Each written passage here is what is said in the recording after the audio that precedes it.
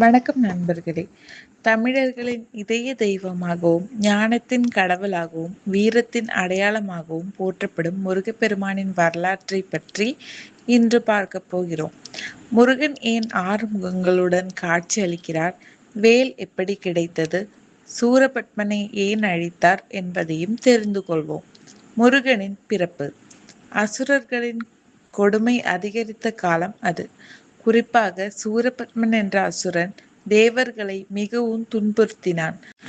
தேவர்கள் அனைவரும் சிவபகவானிடம் உதவி கேட்டனர்.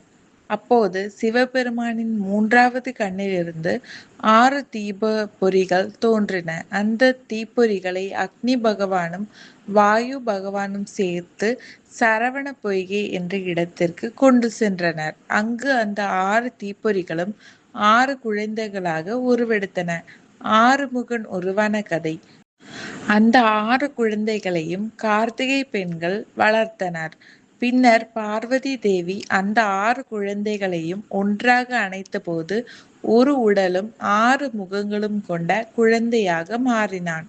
அதனால் அவர் ஆறுமுகன், சண்முகன், கார்த்திகேயன், கந்தன், சுப்பிரமணியன் என்ற பல பெயர்களால் அழைக்கப்படுகிறார்.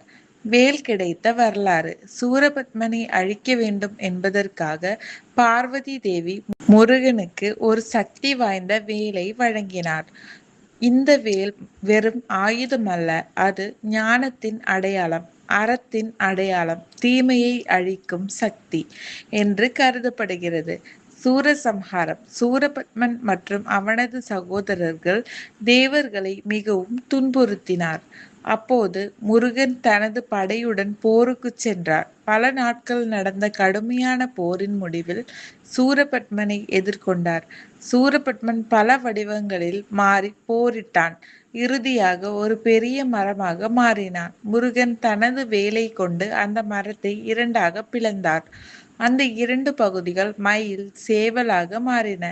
முருகன் மயிலை தனது வாகனமாகவும் சேவலை தனது கொடி சின்னமாகவும் ஏற்றுக்கொண்டார். முருகனின் 2 திருமணங்கள். தெய்வானை திருமணம்.